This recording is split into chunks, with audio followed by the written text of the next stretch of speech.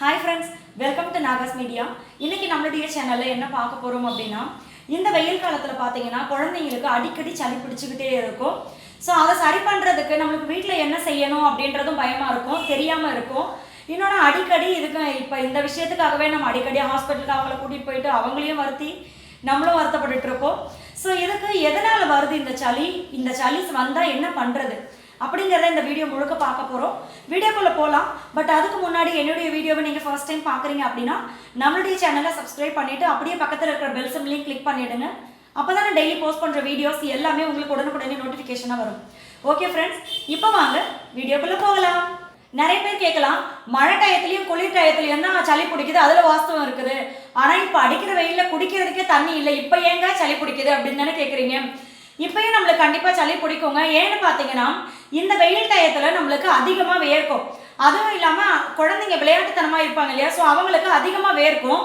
இப்படி வேர்க்கும் போது என்ன ஆகும்னா தலையில் அதிகமாக முடி இருக்கிறதுனால அந்த வேர்வை அதிகமாக தங்கும் அவங்களுக்கு தலையில். ஸோ அதை நம்ம வேர்த்தா நல்லது தானே அப்படின்னு சொல்லி விட்டுறாம, வேர்வை வர வர நல்லது தான், ஆனால் அதை வர வர நீங்கள் தொடச்சி விடணும். சரிங்களா? அது ஒன்று. நம்ம என்ன பண்ணுறோம், குழந்தைங்க நல்லா வேர்த்து விறுவிறுத்து வந்துச்சா, ஐயோ அந்த தண்ணி அப்படியே இருக்குது அப்படின்னு சொல்லி தூக்கி பாத்ரூம்குள்ளே போட்டு குளிப்பாட்ட கொண்டு போயிடுறோம். ஸோ இந்த மாதிரி அந்த வேர்வை அடங்கிறதுக்குள்ளேயே நீங்கள் குளிப்பாட்டத்துக்கு கொண்டு போனீங்கனாலும் அவங்களுக்கு கண்டிப்பாக சளி பிடிக்க தான் செய்யும். ஸோ இனிமேல் தயவு செஞ்சு அந்த மாதிரி பண்ணாதீங்க. குழந்தைங்களுக்கு அந்த விளையாண்டுட்டு வர்றாங்க இல்லையா, ஸோ அதுலேருந்து கொஞ்சம் நேரம் விடுங்க. அந்த வேர்வை ஃபுல்லாக அடங்கினதுக்கு அப்புறமா நீங்கள் குழந்தைங்களை குளிக்க கூட்டிகிட்டு போங்க. இப்படி பண்ணீங்க அப்படின்னா உங்களுடைய குழந்தைங்களுக்கு சளி பிடிக்காமல் பார்த்துக்கலாம்.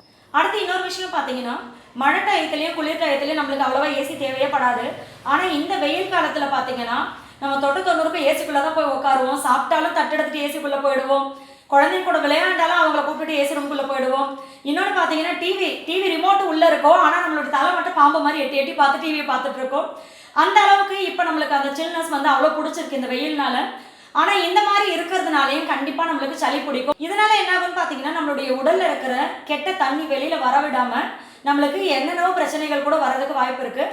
அதே மாதிரி பார்த்தீங்கன்னா நம்மளுடைய ஏசியில் இருக்கிற ஃபில்டர் இருக்கு இல்லையா, ஸோ அது க்ளீனாக இல்லை அப்படின்னா அந்த டஸ்ட்டு நம்மளுக்கு இந்த ஏசி காற்று வரும்போது அதுவும் கூட நம்மளுக்கு கொஞ்சம் கொஞ்சமாக அதனாலேயே நம்மளுக்கு சளி பிடிக்கும், இருமல் வரும், குழந்தைங்களுக்கு தும்மல் வந்துக்கிட்டே இருக்கும். இது என்னுடைய சொந்த அனுபவத்தில் சொல்கிறேன். ஸோ எப்போவுமே நீங்கள் ஏசி காற்று வந்தால் போதும் அப்படின்னு இல்லாமல் ஏசியுமே நம்ம அந்த ஃபில்டர்லாம் க்ளீன் பண்ணி வச்சுக்கணும். இப்படி ஏசியில் ஃபில்டரில் நம்மளுக்கு தூசி இருக்கோ இல்லையோ ஏசி காற்று படுறதுனாலையுமே பிள்ளைங்களுக்கு சளி பிடிக்க தான் செய்யும். இன்னொரு விஷயம் பார்த்தீங்கன்னா, இப்போ நம்மளுடைய குழந்தைங்க போய் ஒரு 4 குழந்தைங்க கூட சேர்ந்து விளையாடுறாங்க அப்படின்னா விளையாடுறது ரொம்ப நல்ல விஷயம் தான். ஆனால் இப்போ வேற ஒரு குழந்தைக்கு இருமல் இருக்குது, சளி இருக்குது, அவங்க தும்முறாங்க இருமுறாங்க அப்படின்னா அவங்க கூட ரொம்ப க்ளோஸாக நம்மளுடைய குழந்தைங்க பழகும்போது அதனாலையும் நம்மளுடைய குழந்தைக்கு இருமல் சளி தும்மல் இதெல்லாம் வர்றதுக்கு நிறையவே வாய்ப்பு இருக்குது. ஸோ எப்போவுமே குழந்தைங்க கிட்ட ஒரு நல்ல பழக்கத்தை சொல்லிக் கொடுங்க. கர்ச்சிப் வச்சு நம்ம தும்பும் போது சரி இருமும் போது சரி இப்படி வச்சு தும்மி பழகு இருமி பழகு அப்படின்னு சொல்லி கொடுங்க. அப்படி குழந்தைங்க சில பிள்ளைங்க பார்த்தீங்கன்னா கர்ச்சிப் பேக்கெட்லேயே இருக்கும், இவங்க எப்போ போல தான் பண்ணிட்டு இருப்பாங்க. ஸோ இன்னொன்று சொல்லிக் கொடுங்க குழந்தைங்களுக்கு, அவங்க தும்மும் போது இருமும் போது சரி இந்த இடத்த யூஸ் பண்ணி இப்படி பண்ண சொல்லுங்க. ஏன்னா மேக்சிமம் குழந்தை பண்ணுறது பார்த்தீங்கன்னா இந்த கையை பிடிச்சி டக்குன்னு வான்னு கூப்பிட்டு போவாங்க, இல்லை ஷோல்டரை பிடிச்சி வான்னு கூப்பிட்டு போவாங்க. மேக்சிமம் பார்த்தீங்கன்னா இந்த இடத்த டச் பண்ணி வான்னு இழுக்க மாட்டாங்க. ஸோ நீங்கள் இந்த இடத்துல அந்த மாதிரி குழந்தைங்களை பண்ண சொல்லுங்கள். அதே மாதிரி எப்போவுமே குழந்தைங்க விளையாண்டுட்டு வீட்டுக்கு வந்த உடனே அவங்களுக்கு குளிக்கிறதுக்கு டைம் இல்லைனா கூட சரி கை காலையாவது அலம்ப சொல்லுங்க. அப்போதான் அவங்களெல்லாம் இந்த மாதிரி பிரச்சனைகள்லேருந்து நம்ம பாதுகாத்துக்க முடியும். அடுத்து இன்னொரு விஷயம் பார்த்தீங்கன்னா, தண்ணி அடிக்கடி குழந்தைங்களுக்கு மாற்றி கொடுத்தோம் அப்படின்னாலும் சளி பிடிக்கும். இன்னொன்று, நல்ல வெயில் தானே அடிக்குது, இந்த நேரத்தில் சில்லுன்னு குடிச்சா ஒன்றும் பண்ணாது அப்படின்றது கிடையாது. நீங்கள் இந்த வெயில் காலத்துலேயும் குழந்தைங்களுக்கு அதிக சில்லுன்னு ஐஸ் வாட்டர் கொடுக்குறதோ இல்லை கடையில் விற்கிற கண்ட கூல்ட்ரிங்க்ஸ் வாங்கி கொடுக்குறதோ இதனாலேயும் கண்டிப்பாக குழந்தைங்களுக்கு சளி பிடிக்கும். அடுத்து இன்னொரு முக்கியமான விஷயம் பார்த்தீங்கன்னா, நம்மளுடைய வீட்டில் இருக்கிற கார்பெட். ஸோ கார்பெட்லாம் பார்த்தீங்கன்னா நம்ம அடிக்கடி எடுத்து துவைச்சோன்னா அது டேமேஜ் ஆகிடும் அப்படின்னு சொல்லியே நம்ம என்ன பண்ணுவோம், வேக்யூம் கிளீனர் வச்சு அதில் இருக்கிற டஸ்டெல்லாம் எடுத்துட்டோம் அப்படின்ற நம்பிக்கையில் இருப்போம். ஆனால் அதுலேயுமே டஸ்ட்டு நம்மளுடைய கண்ணுக்கு தெரியாத விஷயங்கள் நிறையவே இருக்கும்.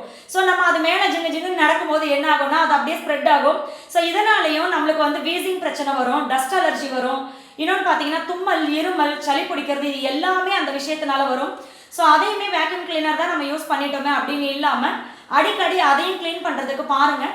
நம்மளுடைய அழகும் முக்கியம், நம்மளுக்கு ஆரோக்கியமும் முக்கியம். சின்னதாக ஒரு சளி பிடிச்ச விஷயம் தானே, இதுக்கு எதுக்கு இவ்வளோ தெளிவாக சொல்கிறீங்க அப்படின்னு நினச்சிக்காதீங்க. இதுவுமே தெரியாமல் நிறைய பேர் இருக்காங்க. ஸோ அவங்களுக்காக தான் இந்த விஷயம்லாம் நான் சொல்லியிருக்கேன். கண்டிப்பாக அவங்களுக்கும் உங்களுக்கும் யூஸ்ஃபுல்லாக இருக்கும். இப்போ வாங்க சளி பிடிச்சதுக்கு என்னென்ன ஹோம் ரெமெடி அப்படிங்கிறத பார்க்கலாம். எப்போவுமே நம்மளுக்கும் சரி இல்லை நம்மளுடைய குழந்தைங்களுக்கும் சரி சளி பிடிச்சிருக்கு அப்படின்னா ஃபஸ்ட்டு வீட்டு மருத்துவம், இயற்கையான மருத்துவத்தையே செய்யுங்க. ஏன்னா இயற்கை மருத்துவம் நம்மளுக்கு என்ன பண்ணும் அப்படின்னா நம்மளுடைய சளியை மோஷன் வழியாவோ இல்லை வாமிட் வழியாவோ வெளியில் கொண்டு வந்து தள்ளிடும். ஆனால் இப்போ நம்ம இங்கிலீஷ் மெடிசன் இந்த மாதிரி எடுத்துக்கும் போது என்ன ஆகும்னா நம்மளுடைய சளியை அப்படியே அமுக்கி வைக்கும். நீங்கள் மாத்திரை போட்ட உடனே சளி சரியாக போயிடும். ஆனால் அந்த சளி என்னன்னா உள்ளேயே தேங்கி நின்று அது பின்னாடி வேற பிரச்சனையாக கொடுக்கும். ஸோ நம்மளுடைய வீட்டு மருத்துவத்தை எப்போவுமே ட்ரை பண்ணுங்க. இப்போ அதெல்லாம் பார்க்கலாம். ஃபர்ஸ்ட் என்னன்னு பார்த்தீங்கன்னா, எப்போவுமே உங்களுடைய குழந்தைங்களுக்கு காலையில் நீங்கள் என்ன எனர்ஜி ட்ரிங்க் கொடுப்பீங்களோ, ஹெல்த் மிக்ஸ் கொடுப்பீங்களோ நீங்கள் இதை கொடுங்க. ஆனால் நைட்டில் நான் இப்போ சொல்கிற விஷயத்த நீங்கள் ரொட்டீனாக அவங்களுக்கு பண்ணிக்கிட்டே இருங்க. இப்படி பண்ணிங்கன்னா சளி பிடிக்காமையே நம்ம பார்த்துக்கலாம். எப்போவுமே இப்படி பண்ணீங்க அப்படின்னா குழந்தைங்களுக்கு சளி பிடிக்கிறது மட்டும் இல்லைங்க, வேறு எந்த விதமான நோயும் வராமல் பார்த்துக்கலாம். ஏன்னா இந்த விஷயத்தில் வந்து நோய் எதிர்ப்பு சக்தி அதிகமாக இருக்குது. ஸோ இப்போ நான் சொல்கிற விஷயத்த நீங்கள் பண்ணுங்கள். 2 ஸ்பூன் சுத்தமான மிளகு எடுத்துக்கோங்க. அதில் வந்து 1 ஸ்பூன் அளவுக்கு நீங்கள் சுத்தமான மஞ்சள் தூளாக இருக்கணும். ஸோ இது ரெண்டையுமே நீங்கள் எப்போவுமே கலந்தே வச்சுக்கோங்க. மிளகு பொடி, மஞ்சள் பொடி இதை கலந்து வச்சுக்கிட்டு நைட்டில் குழந்தைங்களுக்கு வந்து அந்த பொடியை போட்டு பாலை நல்லா கொதிக்க வச்சு அதில் சர்க்கரை கலக்காதீங்க, ஒயிட் சுகர் கலக்காதீங்க, பனங்கற்கண்டு கலந்து கொடுங்க. இந்த மாதிரி பண்ணும்போது உங்களுடைய குழந்தைங்களுக்கு சளி பிடிக்காமையே பார்த்துக்கலாம். ஒரு 3 நாளைக்கு ஒரு வாட்டி மட்டும் இந்த பொடியோட நீங்கள் ஒரு ஏலக்காயை தட்டி போட்டு அதையுமே நல்லா கொதிக்க வச்சு அப்படி கொடுங்க. ஸோ இப்படி பண்ணும்போது நீங்கள் வந்து சளி பிடிக்காமல் உங்கள் குழந்தைங்கள சூப்பராக பார்த்துக்கலாம். 2வது ரெமெடி என்னன்னு பார்த்தீங்கன்னா, உங்களுடைய குழந்தைங்களுக்கு சளி பிடிச்சிருக்கிறப்ப ஒரு 5 கற்பூரவள்ளி இலை எடுத்துக்கோங்க. அதாவது உங்களுடைய குழந்தை ஏஜுக்கு தகுந்த மாதிரி நீங்கள் எடுத்துக்கோங்க. இது கூடவே வந்து ஒரு 10 துளசி இலை எடுத்துக்கோங்க. இதை எண்ணெய் ஊற்றாமல் கடாயில் சொல்கிறேன், அப்படியே நெருப்பில் காட்டாதீங்க, கடாயில் போட்டு லைட்டாக வதக்குங்க. வதக்கினோன்னா அந்த இலையுடைய கலர் வந்து டார்க்காக ஒரு மாதிரி நீர்த்தன்மை மாதிரி மாறிடும். ஸோ அதுக்கப்புறம் அதை எடுத்து நீங்கள் சும்மா கையில் இப்படி கசக்குனாவே அந்த ஜூஸ் ஃபுல்லாக உங்களுக்கு வந்துடும். ஸோ இந்த ஜூஸில் கொஞ்சமாக தேன் கலந்து நீங்கள் அப்படியே கொடுத்துருங்க குழந்தைங்களுக்கு. இப்படி பண்ணும்போது அந்த சளி வந்து மோஷன் வழியாகவும் இல்லை வாந்தி எடுக்கும்போதோ அவங்கள வந்து சளி வெளியில் வந்துடும்.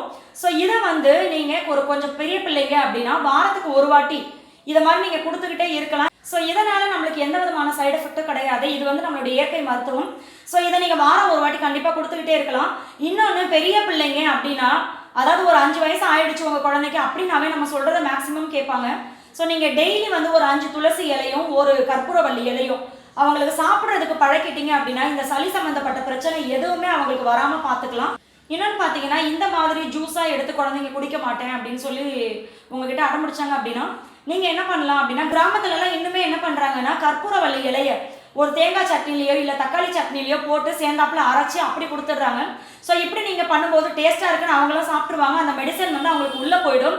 அதில் நீங்கள் கற்பூரவள்ளி இலை தான் கலந்துருக்கீங்க அப்படின்னு கண்டிப்பாக அவங்களுக்கு கண்டுபிடிக்க முடியாது.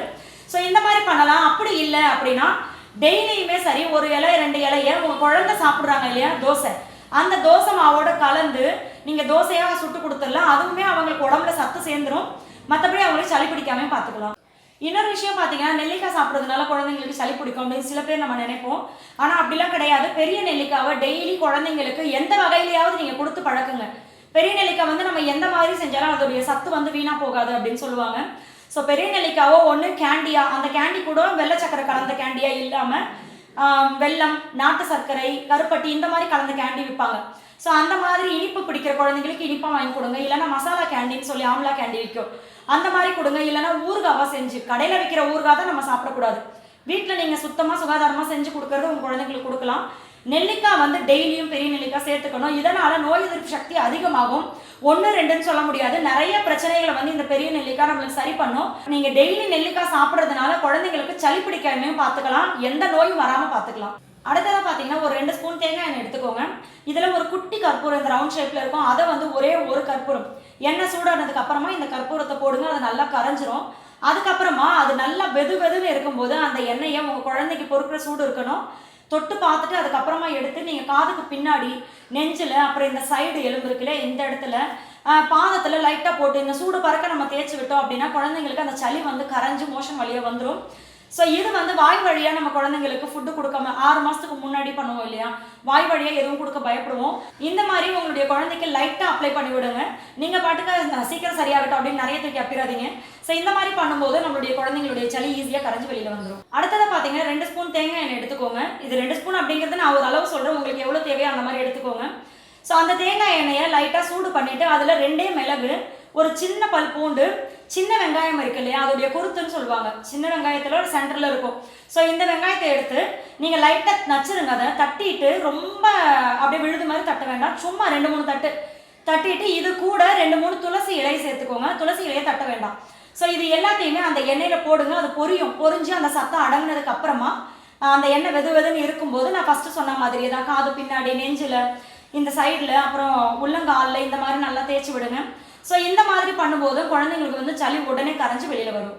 அடுத்ததாக இன்னுமே கிராமங்களில் பார்த்தீங்கன்னா குழந்தைங்களுக்கு சளி பிடிச்சது அப்படின்னா ஃபஸ்ட்டு பண்ணுறது இதாக தான் இருக்கும். என்னென்னா முள்முருங்கை இலை ஒரு கைப்பிடி எடுத்துக்கோங்க. முசுமுசுக்கை இலைன்னு சொல்லுவாங்க. ஸோ அது ஒரு கைப்பிடி, தூதுவளை இலை இது ஒரு கைப்பிடி. ஸோ இந்த 3மே நீங்கள் கீரை நம்மளுக்கு ரெகுலராக கொடுக்குறாங்களோ அவங்கக்கிட்ட கேட்டிங்கன்னா கண்டிப்பாக கிடைக்கும். ஸோ இந்த 3 இலையுமே நீங்கள் ஒரு கைப்பிடி எடுத்துக்கிட்டு இது கூட பச்சரிசியை ஊற வச்சு அதுக்கப்புறமா இது கூட சேர்த்து நல்லா அரைக்கணும். அரைச்சிட்டு நீங்கள் இது கூட தேவையான அளவு உப்பு கலந்துக்கலாம். வேணும்னா நீங்கள் காரத்துக்கு வேணும் அப்படின்னா மிளகுத்தூள் கலந்துக்கலாம். ஸோ இந்த மாதிரி நல்லா அதை கரைச்சி, அதாவது ஒரு அடை மாவு பதத்துக்கு நீங்கள் அதை நல்லா கரைச்சதுக்கு அப்புறமா நீங்கள் அடையாக சுட்டு நல்லெண்ணெய் விட்டு கூட குழந்தைங்களுக்கு கொடுக்கலாம். நல்லெண்ணெயோ இல்லை நெய்யோ நீங்கள் விட்டு கொடுக்கலாம். ஸோ இந்த மாதிரி சாப்பிடும்போது அவங்களுக்கு வந்து ஒரு மருந்து தான் நம்ம சாப்பிட்றோம் அப்படின்னு இல்லாமல் ஒரு டிஃபன் ஐட்டம் மாதிரி அவங்களுக்கு ஆகிடும். ஸோ இந்த மாதிரி அவங்களுக்கு செய்யும்போது சளியை நல்லாவே, நெஞ்சு சளி இருந்தாலும் சரி, என்ன சளி இருந்தாலும் சரி, கரைச்சி அப்படியே வெளியில் கொண்டு வந்துடும். இன்னொரு விஷயம் பார்த்தீங்கன்னா தூதுவளை ரசம் வைப்பாங்க. தூதுவளை இலையில துவையல் பண்ணுவாங்க, ரசம் வைப்பாங்க, குழம்பு வைப்பாங்க. ஸோ இந்த மாதிரி விஷயங்களை நீங்கள் செஞ்சு உணவே மருந்துன்னு சொல்கிற மாதிரி நீங்கள் உணவாக செஞ்சு அதை மருந்தாக கொடுக்கும்போது கண்டிப்பாக உங்களுடைய குழந்தைங்களுக்கு இருக்கிற சளியும் கரைஞ்சி வந்துடும். இன்னொன்று அவங்களுக்கு சளி பிடிக்காமல் பார்த்துக்கலாம். எல்லாருமே நம்ம என்ன பண்ணுறோம், சளி வந்தவொடனே என்ன பண்ணுறதுன்னு தான் தேடுறோமே தவிர வருமுன் காப்போம்னு பண்ண மாட்டோம். ஸோ நீங்கள் குழந்தைங்களுக்கு வர்றதுக்கு முன்னாடியே வீக்லி ஒன்ஸ் இந்த மாதிரி செஞ்சு கொடுத்துட்டீங்க அப்படின்னா அவங்களுக்கு சளி பிடிக்காமல் பார்த்துக்கலாம். அடுத்த மருந்து என்னன்னு பார்த்தீங்கன்னா கொள்ளு. ஸோ கொள்ளுலாம் அவங்களுக்கு ரசமாக வச்சு கொடுங்க, துவையலாக பண்ணி கொடுங்க, சட்னியாக அரைச்சி கொடுக்கலாம், குழம்பு பண்ணுறாங்க, கடைஞ்சி கொடுக்குறாங்க. ஸோ இந்த மாதிரிலாம் நீங்கள் வந்து பண்ணணும். வாரத்தில் ஒரு வாட்டி இதை தான் சொல்கிறது. எப்போவுமே நீங்கள் இதை உங்களுடைய உணவில் ஒரு விஷயமா எடுத்துக்கிட்டீங்க அப்படின்னா சளி பிடிக்கவே பிடிக்காது அவங்களுக்கு. ஸோ இருக்கிற சளியும் அவங்களுக்கு கரைஞ்சி வந்துடும். ஸோ இந்த கொள்ளு மட்டும் என்னன்னு பார்த்தீங்கன்னா நம்மளுடைய உடம்புக்கு வந்து ஓவராக ஹீட் கொடுக்கும்.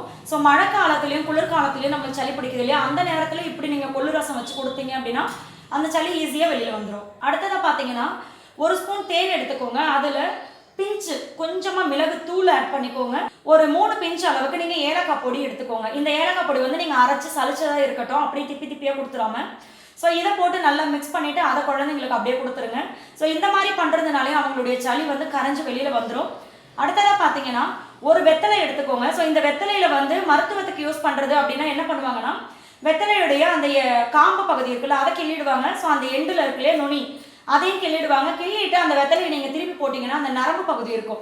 ஸோ அந்த நரம்பு பகுதியை வந்து லைட்டாக நீங்கள் அந்த நரம்பை இப்படியே ஒவ்வொரு நரம்புலையும் லைட்டாக இப்படி சுரண்டு நீங்கள் அதை எடுத்துட்டிங்கன்னா அது வந்து மருத்துவத்துக்கு யூஸ் பண்ணுறதுக்கு யூஸ்ஃபுல்லாக இருக்கும். என்னென்னா அதில் வந்து குட்டி குட்டி பூச்சிகள் வந்து அதில் முட்டையிடும் அப்படின்ற மாதிரி சொல்லுவாங்க. ஸோ அதனால தான் அந்த நரம்பு பகுதியை நீக்கிறது. இந்த மாதிரி எடுத்துகிட்டு அதை லைட்டாக நான் ஃபஸ்ட்டு கற்பூரவளைக்கு சொன்ன மாதிரி தான் எண்ணெய் விடாமல் வெறும் தவாலை போட்டு லேசாக நீங்கள் அதை 2 பெரட்டினீங்கன்னா அது அப்படியே வாடி வதங்கி போயிடும். ஸோ அதுக்கப்புறம் அதோடைய ஜூஸை எடுத்து அதில் நீங்கள் தேனும் கொஞ்சோண்டு மிளகுத்தூள், அப்படி இல்லைன்னா மிளகுத்தூள் கூட வேண்டாம். ஏன்னா சில பிள்ளைங்களுக்கு வந்து காட்டம் அதிகமாக இருக்குது அப்படின்ற மாதிரி ஃபீல் பண்ணுவாங்க இல்லையா. ஸோ பெரிய பிள்ளைங்களாக இருந்தால் நீங்கள் மிளகுத்தூள் ஆட் பண்ணிக்கலாம். ரொம்ப குட்டி குழந்தை அப்படின்னா தேன் மட்டுமே போதும்.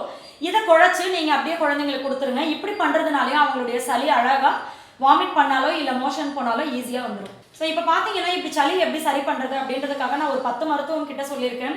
அதனால தான் எனக்கு இவ்வளோ விஷயத்தையும் நம்ம செய்முறையாக எடுத்து போட முடியாது இல்லையா. அதனால தான் நான் எல்லாத்தையும் உங்களுக்கு வாய் வழியாகவே சொல்லிட்டேன். இன்னொன்று, இப்போ வெயில் நேரத்தில் வந்து குழந்தைங்களுக்கு நிறைய மண்டை ஃபுல்லாக முடியை வளர்க்க விடாதீங்க.